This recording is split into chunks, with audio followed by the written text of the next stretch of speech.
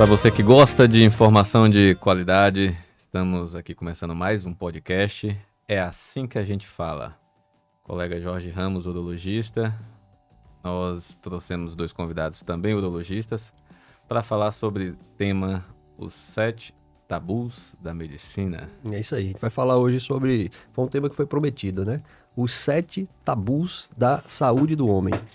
A gente organizou da seguinte forma, eu classifiquei em ordem decrescente de complexidade, de frequência. Então o tabu 7, teoricamente, é o tabu menos importante, digamos assim. O tabu 1 é o rei dos tabus, é o tabu que todo mundo, como homem e como médico urologista, já cruzou em algum momento. Aí qual é a ideia? Essa dinâmica foi sugestão de João. Tô arrependido já. Não, mas você vai gostar. Mas não se preocupe que você vai gostar. Tá. Aqui, nesse trechinho de cá, tem as 7 primeiras. Não precisa, você escolhe uma. É o E aí aquecimento. é um aquecimento, pra gente chegar nas 3 principais, que são essas 3 aqui. 3. Beleza? Tudo bem. Então vamos lá, vamos começar aí os 7 Só a tabus de gente urologia. joga, é? Como o tempo, é tipo um jogo. passa ou porque repassa? É porque tá na moda das bets, né? Tá ali Então, do lado.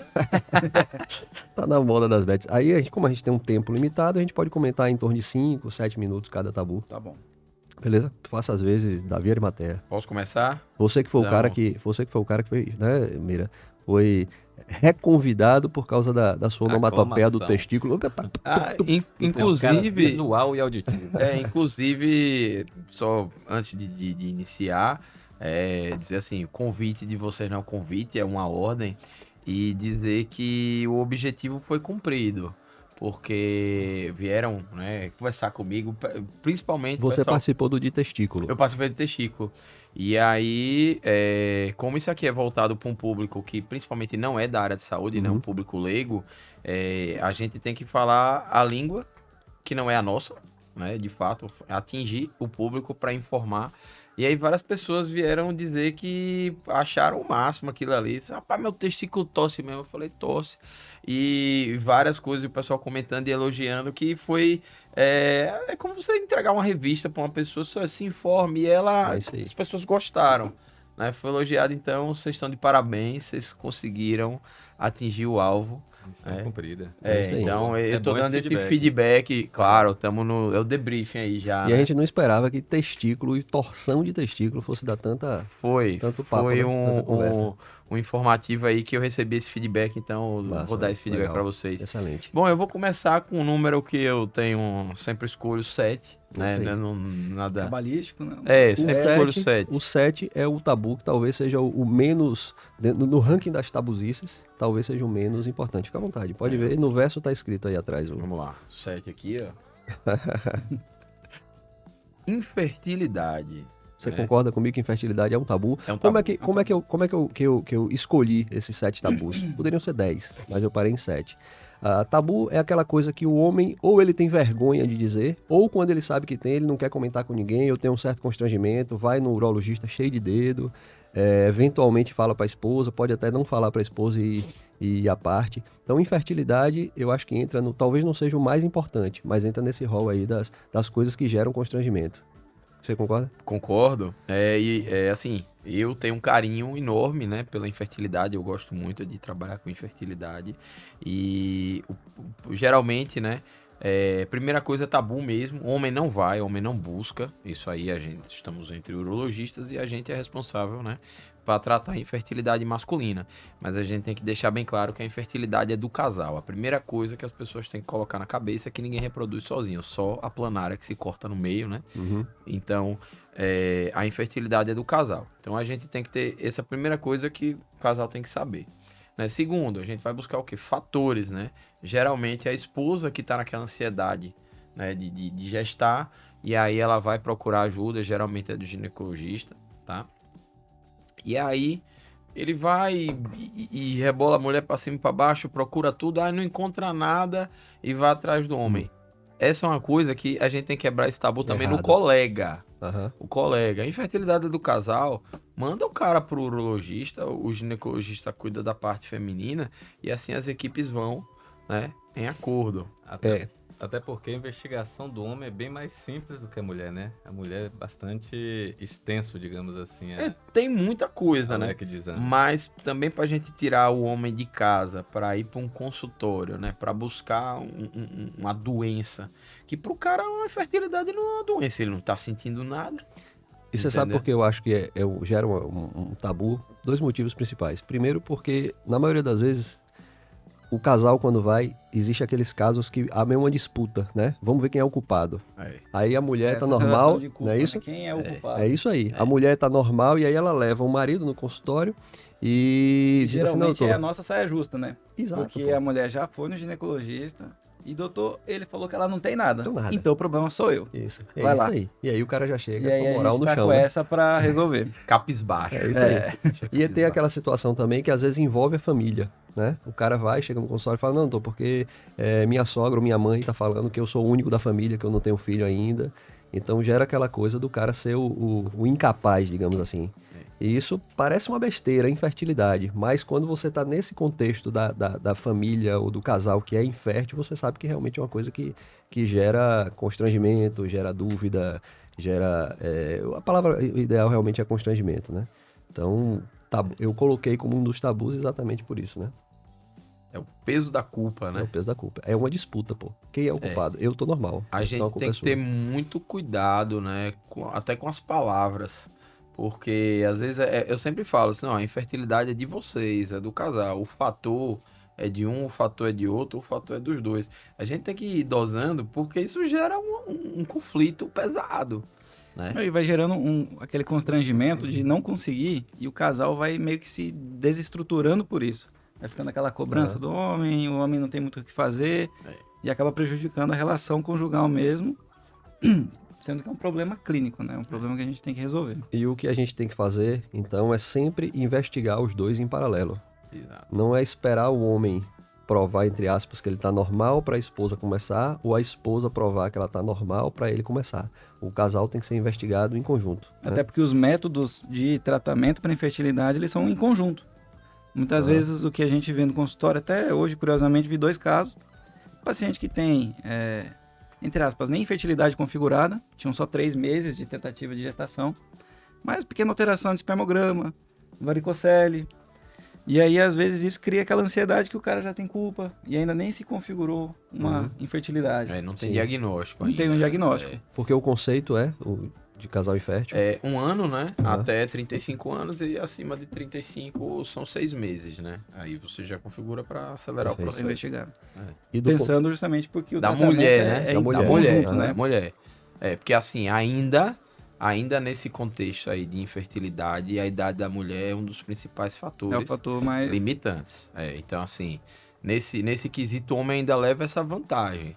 Dizer, o homem não tem prazo de validade, isso já caiu por terra, né? Quanto mais velho a gente vai ficando, isso já é Dificulta. provado que vai caindo, mas não igual a força que tem a idade feminina, tá? E Então, como é a avaliação do homem infértil? Né? O que é que se pede? Eu tenho geralmente um questionáriozinho, né, que vai principalmente a parte de hábitos de vida. Uhum. Tem que lembrar que bebida alcoólica, obesidade, tabagismo, uso de substâncias ilícitas, tudo isso pode prejudicar a fertilidade, né, diminuir a fertilidade. E aí a gente já entra também no histórico de trauma, infecção testicular, tem que fazer esse levantamento urológico mesmo. E aí no pedido, basicamente, né, espermograma, exame do ultrassom, lógico, na consulta mesmo, né, na avaliação, tem o exame físico do testículo, né, ver se a posição sempre foi na bolsa, presença de deferente bilateral, né, procurar alguma outra alteração que possa prejudicar, né, a ejaculação, o sistema urinário, né. E aí dos exames eu acho que basicamente isso. perfil E hormonal. hormônio, né? O perfil hormonal. Uma curiosidade é porque eu acho que 90% das vezes o paciente já vem com espermograma, já vem com quase todos os exames na mão. Uma coisa que é importante que a gente tem que analisar é a qualidade do espermograma. Por exemplo, eu bato interior. Você fala qualidade técnica, né, do espermograma. Técnica. E até antes, qualidade da coleta. Também. Às vezes o paciente fica ansioso na hora ali, não consegue coletar tudo, ou percebe que realmente foi muito aquém do que ele costuma ser em casa, o volume, né? Isso já altera todo o espermograma, faz toda uma bagunça, né? Mas E o conceito técnico mesmo. Tecnicamente, assim, eu não conheço um local que não seja fora de Aracaju que tem uma leitura adequada. É difícil isso aí. Você vai pegar os parâmetros ali, então, se você for ler sobre e escutar, eu que gosto de ouvir muitos dos podcasts mais técnicos de infertilidade, até em grandes centros os caras têm muita dificuldade. São Eu Paulo os conheço caras um têm lugar. dificuldade. Eu conheço um lugar. Por Eu favor, não queria depois. regionalizar demais a coisa não, mas Neoclin Tobias Barreto é um bom exame. Pronto. Olha aí. Não é uma Porque propaganda gratuita, mas realmente é um bom exame. É difícil. Eu já desativei espermograma de clínica que eu trabalhava. Falei, isso aqui não tem condição. Não tem condição. Não. Agora só... E é uma análise muito delicada, né? É um tecido vivo. Você já fez uma análise do Coletar, tem que espermograma? colocar em imagem... Não. Eu já fui fazer. Eu já fui fazer. Já rodei numa clínica de fertilidade. E aí você primeiro... Cara, é totalmente artesanal. No microscópio você tem um campo ali, né? O campo com seus A quadradinhos. contagem do... Você faz a contagem. morfologia visual. Visual. Isso. É todo artesanal. Né? A centrífuga ali, você vai ver aquele tempo de liquefação. Tudo você conta no tempo. Essa questão da morfologia, né? Morfologia, em alguns vem como morfologia de Kruger. Eu acho que do tema infertilidade é a cereja do bolo da polêmica. É, sem dúvida. Porque algo que você pega de 100% de uma avaliação de uma população de espermatozoides de 200 milhões numa ejaculação, se classifica que 4 são os normais. 4%, é. E não necessariamente são só esses 4 que são capazes de fecundar, né? E a avaliação é no tecido vivo, no bichinho que tá nadando, e numa avaliação macroscópica, né? Macroscópica não, perdão, microscópica, mas morfológica. Você tem uma escala ali da proporção de cabeça, cauda, né? E lembrando que, assim, conceitualmente, espermograma é analisar o esperma, né? Precisa coletar o esperma, que acaba sendo um exame um pouco incômodo, porque de repente o paciente não está à vontade, né? Para poder... não tá excitado, não tá... Sem o relaxamento adequado, a ejaculação não é normal. Isso a gente sabe Exatamente. da própria vida, né? E um outro ponto, assim, em relação ao espermograma é que quando você faz a análise da morfologia, é uma amostra da amostra, né? Então você tem um volume do ejaculado, você tira uma gota, bota na lâmina, faz o esfregaço e examina, normalmente em W, né? Uma fração aleatória da amostra da amostra. A Então, analogia que eu usei com esse paciente, falei, olha, se a gente sair na rua aqui, fica olhando ali umas 10 pessoas passar e fala quem é bonito e quem é feio. Você vai deixar que o estado todo é bonito ou feio nessa proporção? Não, pô, depende. Essa é uma amostra de um... E eu acho que tem uma validade maior na análise da morfologia quando você tem poucos espermatozoides, né? Porque aí você quer saber se aquela quantidade pequena se é suficiente para poder atingir o alvo. Mas quando você tem 4% de 200 milhões e 4% de Exatamente. 20 mil, né? É bem diferente a proporção do... Senhores, vamos para o próximo, senão não vai dar tempo pra você ver que a gente passou 10 minutos discutindo Muito um bem. tema. Próximo, fica à A vontade. visita aí. Manter os números aqui ímpares. Isso realmente é um ponto de constrangimento. Ejaculação precoce. E não Já é, foi. não é o rei do estado. Já foi. Próximo tema. Parte pro próximo, né? Quer fazer uma explanação inicial para começar? Fica à Um vontade, briefing, fica um à briefing. vontade. A ejaculação precoce é a queixa sexual mais frequente no consultório de urologia. De pacientes Mais jovens, frequente. Eu diria que é o mais frequente, eu já usei essa expressão, inclusive, nesse mesmo programa. Porque ela não respeita idade. Pode ser no cara de 18, pode ser no cara de 80. Né? Diferente de disfunção erétil. É o tema mais frequente. Talvez não seja o maior tabu, mas é o tema mais frequente. Na nossa escalinha aí, ela estava como a quinta, né? Eu não diria quinta, talvez até um pouco mais para frente. Tudo bem. No estudo que eu fiz, ela foi aqui. na avaliação holística da situação. Fica à vontade. Bom, ejaculação precoce. Primeiro que ela é muito mais comum do que entre nós homens entendemos. Nós urologistas não, porque a gente sabe a proporção que aparece no consultório. Mas entre homens comuns a gente não discute. Ninguém chega pro outro cara e fala: ei, tô demorando 1 minuto, não tô aguentando nada. Ninguém chega e fala isso. É isso aí. Eu nunca vi alguém contar essa história. Não, falei, o colega do bar me contou essa história. Não. Todo mundo fala que leva 1 hora, 2 horas, foi 3, 4, 5 numa noite e... É isso aí. E aí, e isso começa a fechar. Eu vejo o problema da ejaculação precoce muito como um sistema de retroalimentação, né? Aquele que a gente chama de feedback positivo. Aquele ciclo viciado, né? Que é o quê?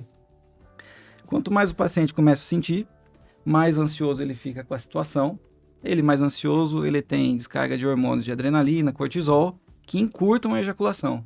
E aí vai virando um ciclo de falha, após falha, que só dele pensar ele já fica num nível de ansiedade tão grande, que ele fica numa fase quase pré-excitatória, ponta do gatilho. Uhum. Antes até mesmo de penetrar, às vezes ele já Ejacula. ejacula. E uma vez que passou do ponto do gatilho, não tem volta. E ela gosta de vir com a amiguinha dela, né? A disfunção erétil, né? E que os pacientes confundem, né, na hora de falar. Às vezes fala uma, querendo falar outra. Mas andam juntas, né? Andam juntas. Aí quando pega a dupla é complicado. É complicado. E a ejaculação precoce tem uma característica. Às vezes hoje, com essa mídia que existe e dessa divulgação de medicação e tal, e umas até com apelido já, né? Que o nego chama a droga já com uma abreviação, né? O cara chega já chamando a abreviaçãozinha da substância, como se fosse uma... Tem até musiquinha. Pois é, bicho, como se fosse Tem já até uma coisa musiquinha. íntima. E aí o que acontece? O cara usa a medicação e acha que, pô, não melhorei. Claro, bicho, não é, o remédio não é pra isso. Né? Usou errado. Usou errado. Usou errado, sem orientação. Se imagina que qualquer coisa que seja relacionada à questão sexual é a mesma medicação, né? E não é. Ejaculação precoce tem tratamento. São drogas específicas para ejaculação precoce. Inclusive, e outras que não são tão específicas. Tratamento e a avaliação como um todo é muito mais ampla, até às vezes, do que uma disfunção erétil, no caso, né? Uhum. Porque tem muita associação, primeiro, com o perfil de sexualidade do paciente, como foram as primeiras vezes, o estresse, ansiedade e fatores além da parte sexual. Como ele é de ansiedade, estresse, de trabalho, de estudo. E muitas das vezes você inicia com uma investigação por um sintoma, que é a ejaculação precoce, e acaba descobrindo um paciente com crise de ansiedade generalizada, que é um cara que tem que ir para um psiquiatra, um cara que tem que fazer um acompanhamento legal para depois conseguir equilibrar a parte sexual dele.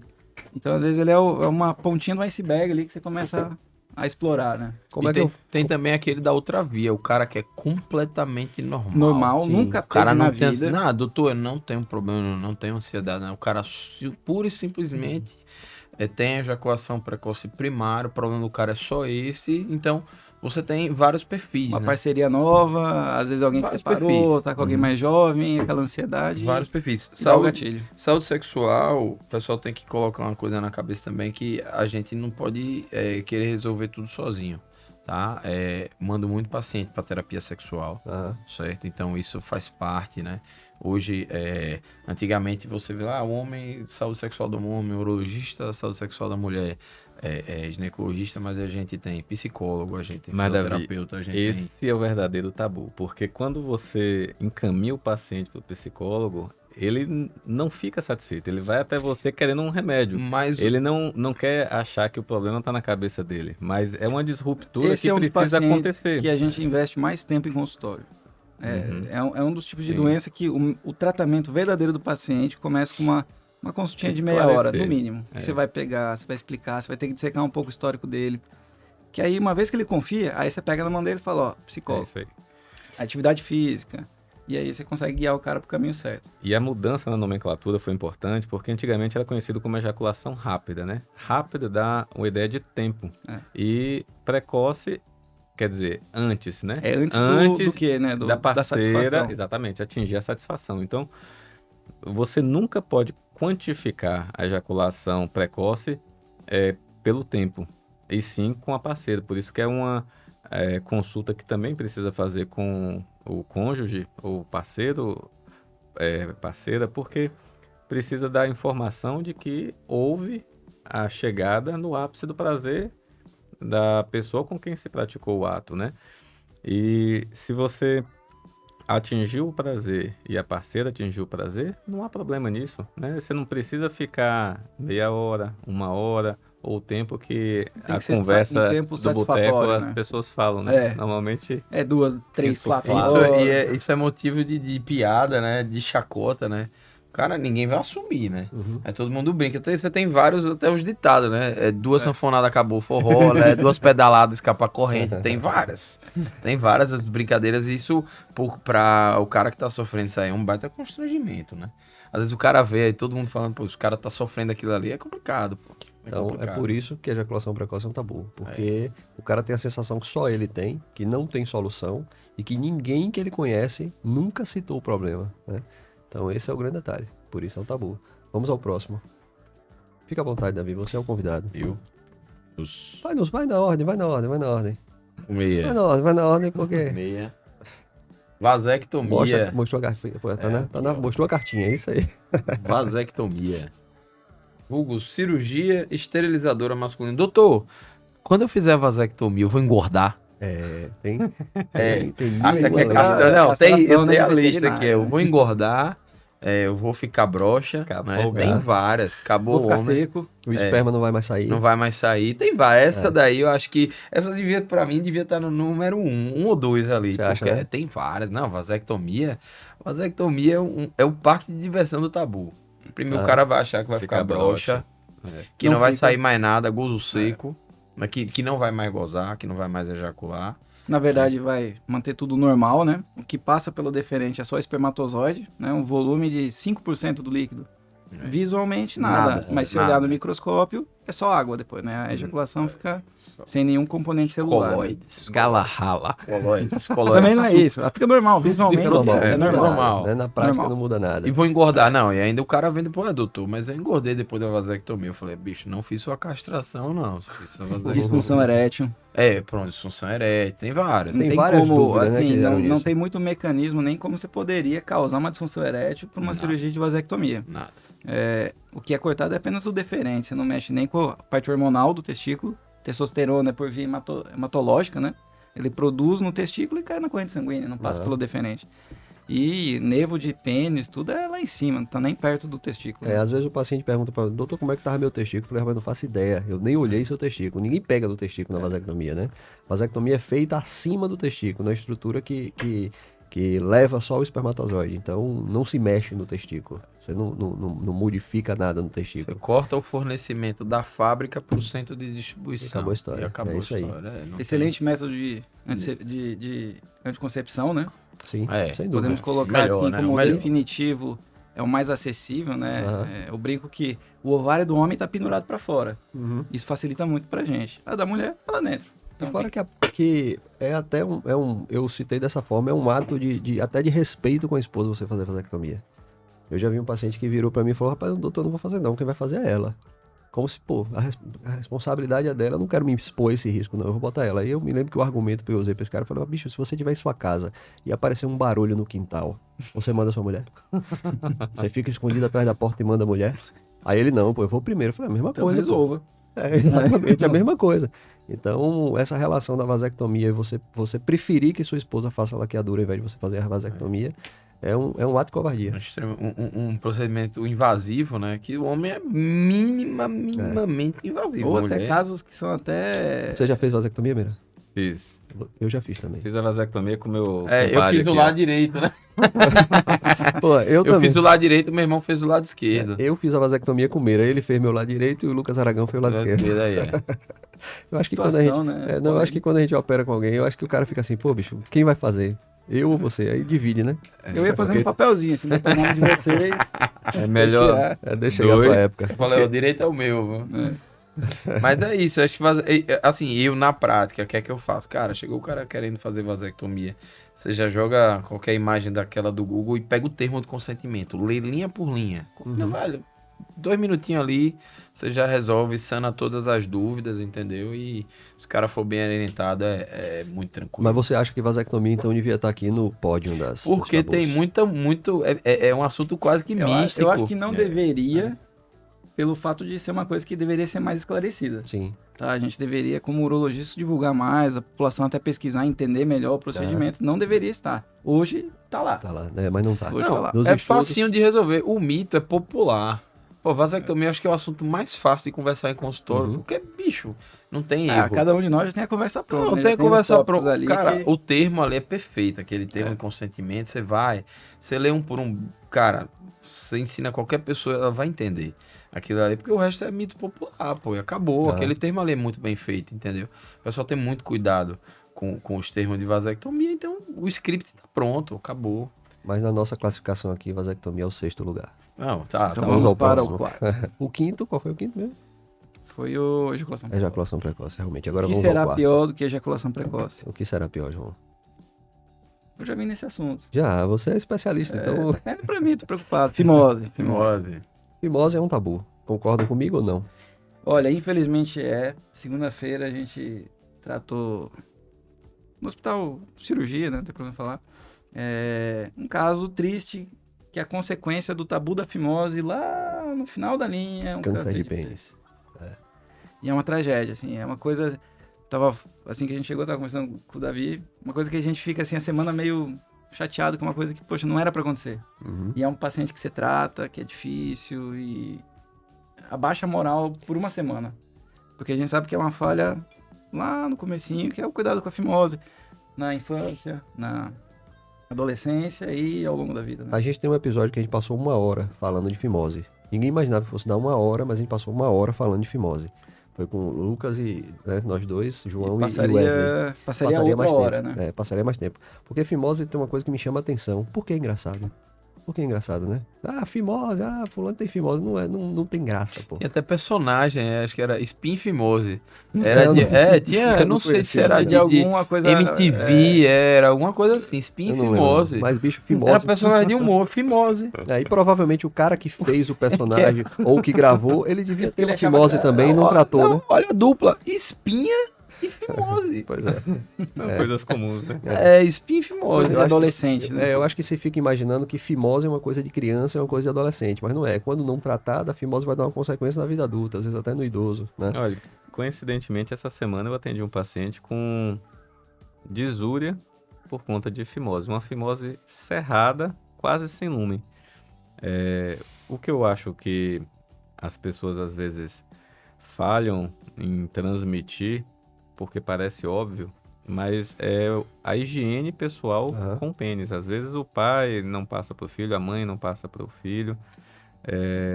E é uma coisa básica. Se você tem o hábito correto da higienização, que é baixar a pele, expor a glande, água, sabão, recobrir a glande, você, a qualquer momento, você vai perceber, poxa, eu não estou conseguindo expor a glande, colocar a cabeça do pênis para fora. Então, existe um problema aí. A partir do momento que você encara como anormal você não colocar a cabeça para fora, aí você vai perceber exatamente o momento em que surge a fimose e vai evitar esses casos assim bizarros que é de retenção urinária por conta de fimose. Lá no Semana, USP, eu já semana peguei passada eu também. fiz uma postectomia quinta-feira passada no uso de urgência. O paciente, tô urinando mal, aí Você vai o ver... clínico pediu avaliação, o senhor deita aí. Não, que o canal tá meio fechado. Quando eu olhei, acho que o cara nunca viu a glande na vida. Eu palpei assim, eu fiquei rezando, eu falei que não tem um tumor aí dentro. Aí abri, fiz a postectomia na sala, graças a Deus não tinha. O cara nunca viu a glande na vida. Tem vários pacientes que nunca viram. Tem, sem dúvida. Nunca viram a glande na vida. Pra eles é normal aquilo ali. E aí cruza com a história do tabu. Por que isso é engraçado?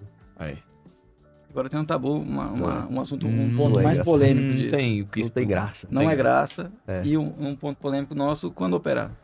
Com que idade? Quando que a gente indica? Ou silêncio. Eu tô com a língua coçando, mas não vou Eu perguntei responder. porque eu já tô Olha. apanhando das cartinhas aqui. Vou Aí perguntar é. pros donos do podcast. Não, eu digo logo, aí é quem opera criança. Qualquer Eu já caio fora. Rapaz, a idade, a recomendação é que você, se a criança tiver indicação, a partir de 2 anos e meio, né? Quando Isso, você sai da fralda. Sai Só da que o grande fralda. detalhe é o seguinte, se o menino tiver tendo episódio de bala no post de repetição, de inflamação de repetição, se opera. Se o menino não tiver tendo, tiver somente aquela dificuldade para expor a glande, mas por conta mais da aderência, que é a cabeça colada no pênis, eu não faço antes do menino já ter uma certa autonomia. Menino de 5 anos de idade, se ele não tiver tendo episódio de bala no poste, a não ser que seja uma fimose fechada. Se for uma fimose fechada, faz-se. Mas se ele expõe a glande, tem aquele anelzinho estreito, eu deixo passar mais tempo. Porque senão, meu amigo, vai ser uma coisa marcante para a família. Vai ser a semana de pós-operatório, vai ser a pior semana que você já passou com seu filho. Por quê? Porque como existe a aderência entre a pele e a cabeça, e o primeiro passo da cirurgia a gente tem que soltar essa aderência, a cabeça do pênis fica parecendo um joelho ralado. Né? E aí você tira o curativo, aí o menino chora, o menino grita, o menino não quer deixar. Eu tive uma experiência disso com o meu sobrinho. Hoje é um rapaz, mas ele era criança pequena de 4 anos de idade. Eu fiz a postectomia dele, que ele tinha uma fimose fechada. E eu tenho mais de um sobrinho, tá? Pra não ficar... Não, pra não nomear quem é. Eu tenho mais de um sobrinho. Cadê a ética? E aí, pois é. E aí Família ele grande, fez, ele exterior. ficou lá em casa, né? E aí, no primeiro dia que minha irmã foi fazer o curativo, rapaz, foram quase 6 horas com o chuveiro ligado. E eu só pensando, meu Deus do céu, e a conta dessa água? E o menino gritando. E o menino gritava e não deixava tirar o curativo. Depois de 6 horas, eu acho que ele já estava cansado, deixou tirar o primeiro curativo. Mas realmente é um pós-operatório nessa fase complicada. Então, se você puder deixar um pouco para frente, é ideal, né? E eu boto uma consideração de limite até começo da parte da sexualidade dele. Exato. Porque Exato. pode afetar. É, Às com vezes ele vai se certeza. tornar inseguro, pode começar a afetar a sexualidade. Mas né? até Pois eu bom. acho que um momento em que a criança procura, né? É quando ele começa a despertar a vida sexual, masturbação, as mulheres começam a se incomodar. É. Aí ele vai falar pro pai, o pai leva. Deveria né? falar pro pai, né? Não, Uma boa relação. Mas existe uma questão. A gente consegue no consultório meio que definir quem é o perfil do menino que vai ter um pós-operatório mais aceitável. Sim. Tem aquele menino que você pede para examinar ele e Que ele ele não já deixa pegar, tem- e aí é. você vai examinar o pênis, ele bota a mão, puxa a sua, né? Você isso. nota o perfil Esse do vai ser menino. difícil. Esse vai ser difícil. Mas tem menino que até menor, ele tem uma certa autonomia, aceita melhor e tal. Aí esse pode ser um candidato a fazer mais cedo, Uhum. né? Mas, via de regra, primeiro, eu sempre digo às mães, primeiro você tem que conhecer como é o perfil do seu filho, porque senão vai ser um pós-operatório chato. A não ser que tenha indicação. Isso eu tô falando daqueles que a gente relativiza a indicação, porque se for fimose fechada e episódio de inflamação, não tem Aí discussão. já era. É cirurgia e ponto final. É isso aí. Mas, aquela história, fimose é um tabu porque é uma brincadeira, é uma chacota, e às vezes nessa chacota o adolescente ou até o homem adulto deixa de procurar o urologista porque, para não ser motivo de piada. E definitivamente, dentro daquela porta do consultório, fimose não é piada, meu amigo. É coisa séria. E temos uma fimose secundária também do idoso, Do né? idoso, É. exato. Essa daí eu acho É que de todos os dias. apareceu a indicação. Porque geralmente esse idoso Aham. ele é diabético, ele tem algumas já complicações que, enquanto antes de resolver, melhor vai ser. Porque aquela pele já Sim. é progressivo o problema, né? É isso aí. Fimose, então, é tabu e não é engraçado. Não tem graça. Agora a gente entra aqui, ó. Esse é o pódio. Esse aqui é a sequência do... Como é que é aquele negócio? É valete, a dama e o rei. Tá? Deixa esse aqui por último, que esse aqui definitivamente é o rei The dos tabus. Joker. Ó, The Fica à Jokers. vontade aí, velho. Pode puxar o 3. Vamos puxar o 3 aqui. Vamos lá. 3, velho. Toque retal. Toque retal é sempre tabu, é um clássico, né? Se Toque você retal. perguntar, É clássico. se você perguntar para qualquer pessoa que não é médico, dizer qual é o maior tabu da saúde do homem, talvez o cara diga toque retal, É isso mesmo. né? Cara, o exame digital do reto, né? Uhum. O toque retal, né? O paciente, ele já chega... São dois tipos de paciente. Ou que vai pra consulta atrás do toque retal, ou que vai lhe bater se você oferecer o toque retal. Não tem meio termo. Né? Tem um paciente que vai pra consulta. Então, assim, qual que é outro problema? Também são os mitos populares, né? A referência que o paciente tem do exame do reto é o que o paciente ouve na rua também. É piada, né? Uhum. Motivar, vou ficar menos masculino, né? Se tiver o toque retal, dói e isso e aquilo. Tem várias coisas, né? Tem várias coisas. Até o dedo. Todo mundo acha que é o dedo do meio, né? Aham. Ninguém sabe. Pô, a gente não tá... O toque retal a gente não faz pra sentir o máximo. A próstata já tá logo ali, né? Não é um exame do reto com intuito proctológico. Quanto mais a gente conseguir entrar no reto ali, a gente vai ter mais informação. A próstata tá logo ali, entendeu? Então, cabe a gente também informar, né? Que o que é que a gente busca ali? Ver a consistência, um possível nódulo e mensurar, né? E a definição de quando fazer o toque retal, seguindo a recomendação da Sociedade Brasileira de Urologia. Né, das consultas anuais, né, do Aham. rastreio, os pacientes 50 a 80 anos e o grupo de risco descer Antes para disso, 45, Na acho prática eu puxo mais 5 anos. Eu boto 45 Diminui. todo mundo, puxo mais para baixo, né? Como é que você vai avaliar o risco do paciente, né? A história Se ele não familiar, for no né? urologista. Não, aí o cara... Não, eu mando assim, Cara, todo acha que não mundo. tem risco. Aí É. ele vai com 50 e fala, não, pô, mas você tem o tio, o irmão, você é um cara de risco, você deveria o estar que- acompanhando desde cedo. O que você deve falar assim, 45 todo mundo. Aham. Buscando câncer de próstata. Lembrando que a gente tem ainda a hiperplasia, né? Que é muito mais prevalente e tá começando cada vez mais cedo, né? Sobre o que você falou dos pacientes, tem uma observação que eu tenho feito, aquela coisa da frequência se observa. O paciente que chega pedindo toque, geralmente ele é filho ou parente de alguém já que teve. já teve a doença avançada. É isso É um mesmo. paciente que fala assim, doutor, eu vi o que o meu pai passou. Eu vi Sim. que ele teve que usar sonda, eu vi como foi e tudo mais, o quanto ele sofreu. Eu preciso descobrir cedo. É um paciente que ele já viu.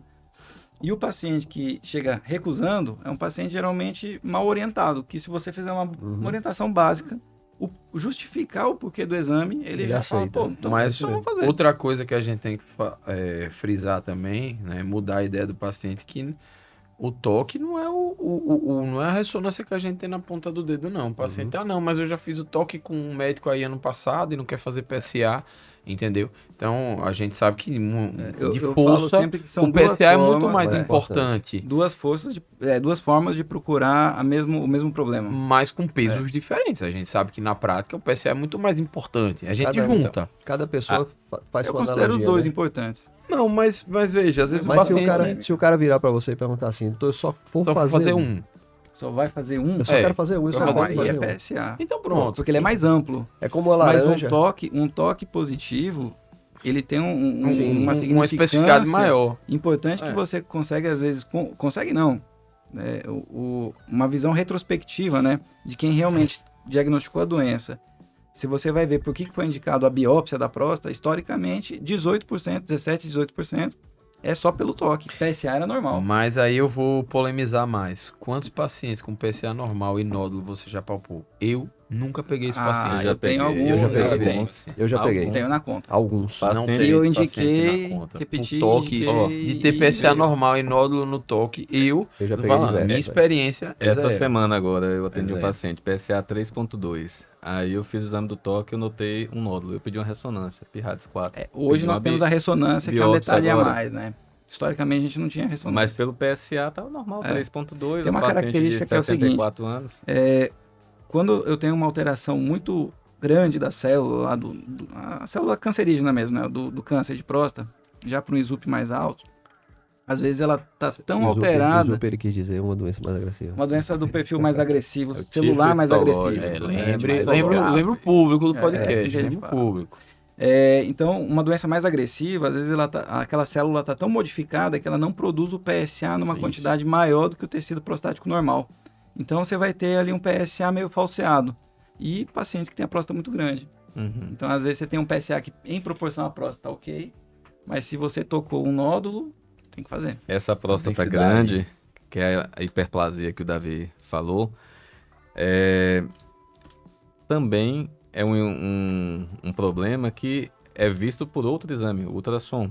Aí você pensa assim, poxa, se o PSA eu vejo o câncer, se o ultrassom eu vejo o crescimento, mas por que eu vou fazer o toque? Então a gente falou sobre o nódulo. Esse daí é outra polêmica importante, né? O ultrassom, ele não é equivalente ao toque, não.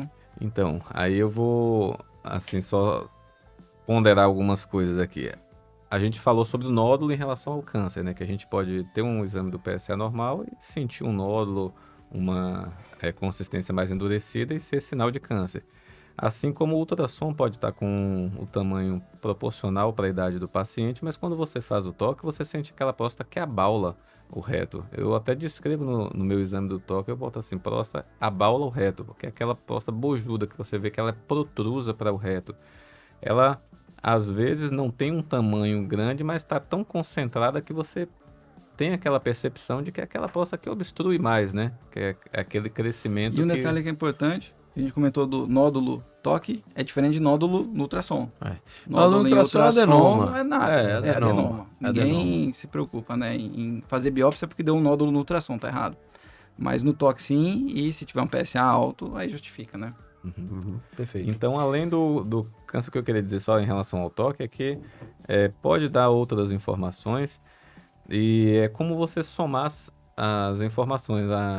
Quanto mais dados você tiver sobre o órgão que você quer examinar, no caso a próstata, mais assertiva vai ser a conduta, né? Melhor vai ser a conduta do médico. Então, mesmo sendo um tabu por todos esses questionamentos que a gente falou, né?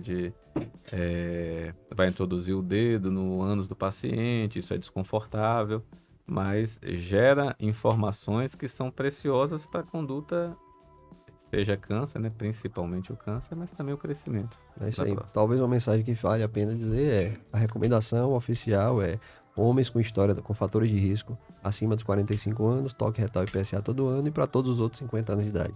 Então, toque retal tem que fazer. Não é para ser tabu.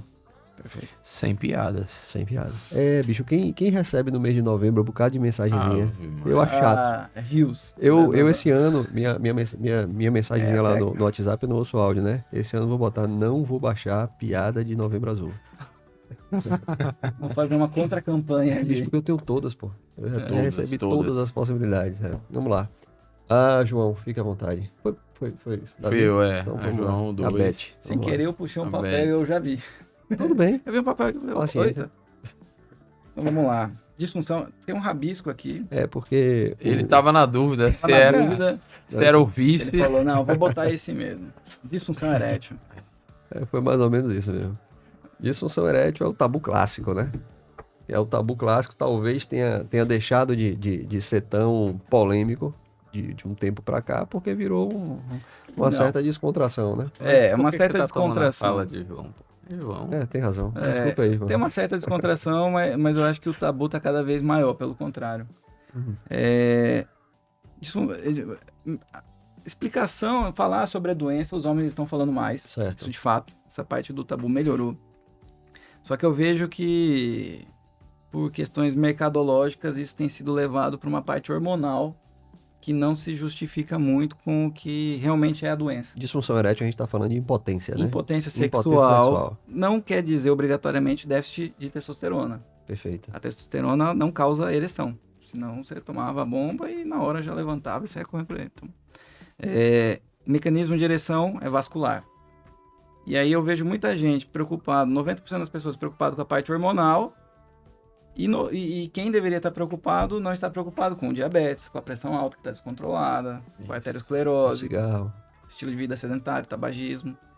Então, ele está sendo mais falado, mas a confusão continua. Tá? Eu acho que não está esclarecendo muito bem. Eu acho Passar que, né, uma coisa que, pronto, todos os dias, né, a gente atende um paciente que é disfunção erétil. Todos os dias. Você vai fazer consultório, se você atender um paciente, ele vai ser esse. Uhum. Não adianta. Entendeu? Aí, hoje eu falo, olha, hoje eu trato a disfunção erétil como um sintoma de alguma outra doença que o paciente está apresentando. Isso a gente tem que mentalizar, né? Como o Múcio falou. Pressão alta, diabetes, então você já tem que apresentar para o paciente. Você falou, você está tendo disfunção erétil, isso é reflexo de algum problema que você está tendo. Ela não vem sozinha, dificilmente ela vem sozinha. Dificilmente. Se é um paciente jovem, às vezes está aqui, né? Se é um paciente mais velho, é disfunção hormonal, a maioria das vezes é hipertensão, diabetes. Uhum. Então, assim, você tem que tratar ela, né, buscando a base. Porque com isso você você divide a responsabilidade, que não é um problema urológico, é um problema sistêmico seu. Você vai achar o diagnóstico do paciente. Diabetes é de lei. É de lei a gente dá diagnóstico de diabetes. Paciente jovem, com disfunção erétil. Aí você vai lá, você já vê aquele perfil daquele paciente um pouco mais obeso. Aí o cara vai falar, tem histórico de balano post-it recorrente. Tem vários, vem o pacotão. Né? Que te faz pensar em diabetes, né? Vem o pacotão. O diagnóstico, você praticamente é o diagnóstico Balando clínico. post-it de repetição. Inflamação Na na cabeça do... Isso, pá. Como era o que você fazia? Não me lembro. O linkzinho, como é que se fala? Repete. Você tinha o nome do podcast? Balando post-it recorrente. Você vai chamar. Então, assim, a gente tem que chamar essa responsabilidade de ser o clínico do homem. Uhum. Tem que chamar essa responsabilidade. Parou esse negócio de ser, eu sou cirurgião do aparelho urinário. Porque a nossa especialidade, ela é uma especialidade cirúrgica, muito cirúrgica, na residência. Quando a gente cai no mercado, a gente faz muito consultório. Né? Uhum. É uma verdade, é uma realidade. É um choque de realidade. A gente E é uma clínica que é muito expandida. Você tem que entender de hipófise, de testosterona, da parte vascular. E se você for ver, não é na nossa residência que a gente está ali no centro de referência, a gente não pega isso de fato. A gente meio que tem que correr atrás depois Ao que longo cai da no vida, mercado. né? Entendeu? Então, E o disfunção erétil. residente quer estar no centro cirúrgico. operando, né? Não, a vida do residente de urologia é mais animada do que o do urologista. Se não fosse uma residência, né, que é aquele período que a gente, né, tá ali de treinamento, a gente gosta de operar, mas a gente tá na especialidade clínica, então a gente não tem como deixar de lado isso aí. E aí o paciente vai chegar extremamente sensibilizado. Ele vai estar morto de vergonha, sofrendo com a família, com a esposa, né?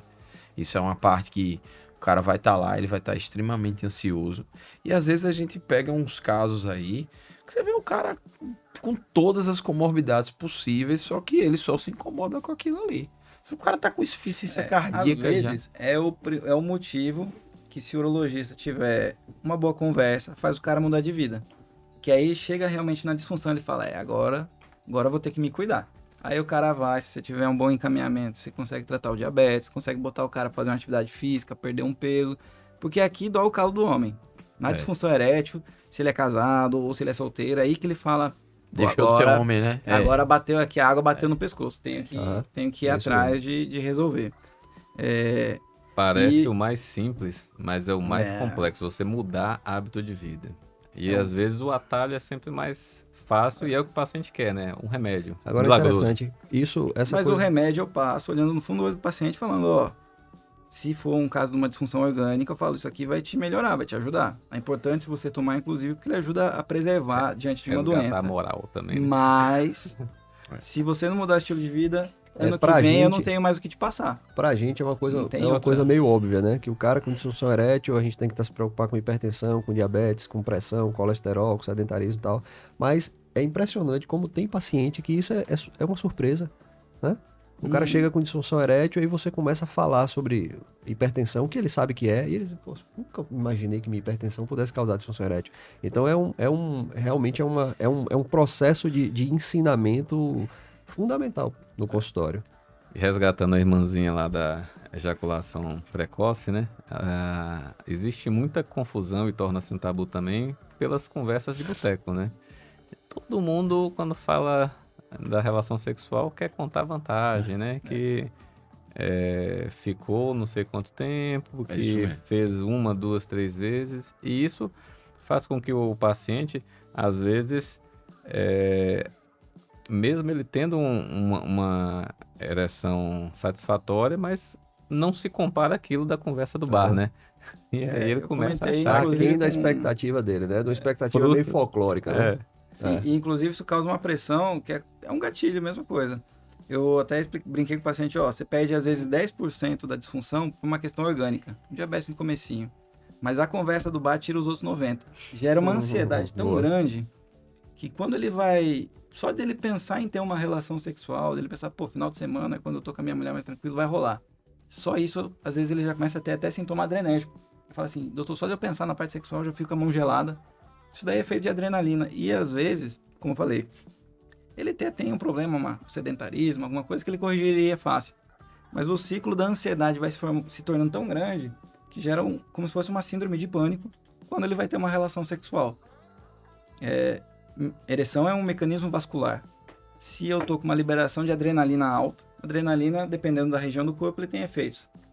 Efeito periférico, vasoconstrição. A artéria fecha, fechou a artéria do pênis. Por adrenalina, não tem o que fazer, tanto é que é o que a gente usa quando a gente tem a doença do priapismo. Diante do priapismo, que a artéria abriu, o pênis não trava, né, na ereção, ele passa lá um tempo além do que é saudável, a gente, num pronto-socorro, faz adrenalina, que é para baixar. O paciente que está desenvolvendo essa síndrome de chegar numa relação sexual e liberar níveis altíssimos de adrenalina, não tem o que melhore. Primeiro a conversa, melhora a parte psicogênica, pesquisa as doenças, controla a doença, e aí o paciente sai com um remédio. Às vezes, até inclusive eu sempre explico isso, explicando para o paciente que é a pergunta, doutor, mas eu vou usar o remédio para sempre, então? Eu vou ficar viciado nesse remédio? É por onde eu saio geralmente por aí, por essa explicação que, se você sai dessa síndrome de ansiedade, 90% do seu problema se resolve. O diabetes você controla rapidinho aqui, atividade física, tudo, você está no comecinho, né? Agora, ainda dentro dessa coisa da medicação que se usa para disfunção erétil, a medicação, ela não vai... O cara que tem uma ereção adequada, o remédio não vai dar um boost nisso. Se você tem uma ereção, não existe essa numeração, mas só para ser de idade. Que você tem uma ereção em 10, o remédio não vai te botar em 12.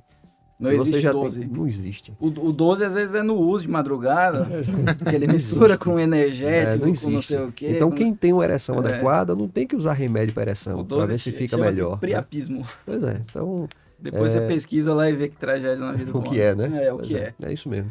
Então, disfunção erétil é um tema clássico, é um tabu realmente clássico. Talvez se você perguntar para alguém, algum leigo, qual é o tema mais frequente, vão dizer toque retal e depois provavelmente impotência, né? Mas existe tratamento, a gente tem que abordar a disfunção erétil por essa parte psicológica e também pela parte orgânica. Esse é o resumo da coisa, né? E na parte psicológica é importante o paciente também entender que isso é normal. Para você ter uma ereção saudável, você precisa estar sem ansiedade, sem estresse. Quem é que vive sem estresse hoje em dia, né? É difícil, pô. Então, às vezes, noite mal dormida, né? Privação de sono, às vezes alguma frustração, depressão. Então, são tantos fatores que todo mundo vai falhar.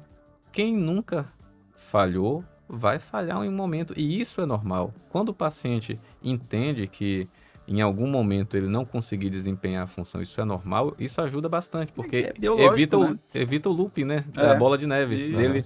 Poxa, eu falhei agora e tô com problema. Aí essa ansiedade já gera um gatilho para a segunda, aí pô, já falhei 2 vezes, eu tô mal. É a piada, né? E aí vai. Qual é a diferença entre preocupação e desespero, né? Porque a preocupação é a primeira vez que o cara não consegue dar a segunda. Desespero é a segunda vez que o cara não consegue dar a primeira, né? Essa piada é clássica, né?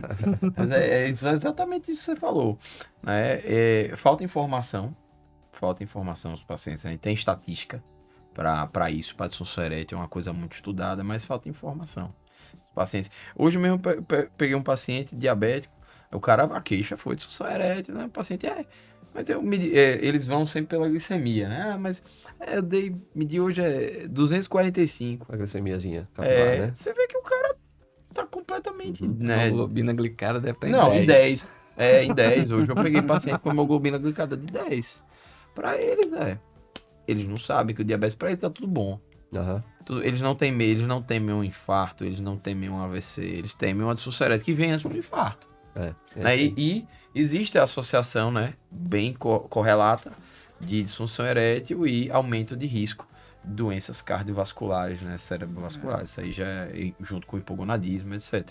Então o paciente ignora. Via de regra, o sintoma da disfunção erétil, ele vai estar dando um anúncio que daqui 5 anos o cara vai infartar. Um AVC ou um infarto. É isso mesmo. Senhores. É o mesmo mecanismo. Me preocupa. Agora... Essa é sua. Não. Esse aqui me incomoda. Esse aqui é o pai dos tabus. Esse me incomoda. Então vai Meira. Sinceramente me incomoda. O dono, me incomoda porque pra mim era uma coisa que não era nem pra estar nessa mesa. Passa pro síndico. Vamos lá, Meirelles. Fica à vontade. Passa pro síndico. E papo rápido. E tá na moda. Isso aqui tá na moda. Tá na moda. Fica à vontade. Vamos lá. Isso aqui é gracinha. É The Joker. Não tem gracinha. É coisa séria. É sério. Não tá bom. Tamanho da jaga. Tamanho do pênis. Tamanho do pênis. Aí você aceitou Quem de nós, não é verdade? Quem de nós não pega no consultório? Às vezes me incomoda quando às vezes uma mãe leva um menino de 7 anos de idade e... Não, doutor, eu vim aqui porque eu acho que o pênis dele é pequeno. Eu falei, pô, bicho, não era pra senhora estar tendo essa preocupação. Eu tenho 20 anos de formado. Mas, Jorge, às vezes é bom a mãe levar para que o menino ouça do médico que é normal, amigo, porque às vezes entenda. É o problema na cabeça dele. Quando a dele. Mãe leva o menino porque ela tá preocupada com o tamanho do pênis, provavelmente aquela dinâmica daquela família ali, não é uma mãe, olha fulaninho, eu vou levar você para o doutor dizer que o seu pênis é pequeno. Na verdade é porque é uma preocupação dela. Ela já leva com esse conceito de que o pênis do menino é pequeno. Pelo menos eu nunca vi uma mãe que leva um menino no consultório para ver o tamanho de pênis. Achando que o pênis é normal. Achando, olha, meu filho tem um pênis normal, mas eu quero aqui tirar essa caraminhola da cabeça dele. Não é não, pô. Ela tá ali, ela tá alimentando, reforçando aquele estereótipo do que o pênis do menino é pequeno. Isso é um problema, pô. Isso é um problema. Eu confesso a você que fora dos ambulatórios, tudo bem, eu não faço só ambulatório de urologia pediátrica, né? De má formação, não faço.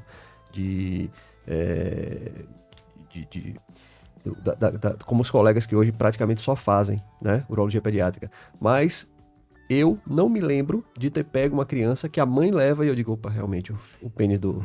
Um micropênis da senhora é pequeno. Até porque, na maioria das vezes, isso aí o pediatra já identificou, né?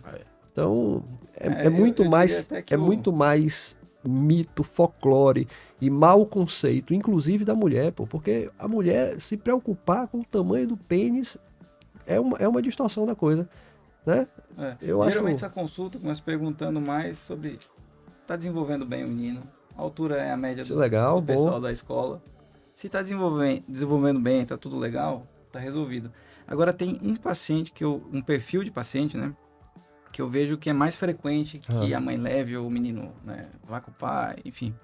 Que é aquele menino que tem um pouquinho de obesidade infantil. É o gordinho. Sim, é o Por gordinho. 2 motivos eu acho interessante que se leve, porque primeiro que a obesidade infantil pode mexer com a maturação sexual, né, do masculino, pode atrasar.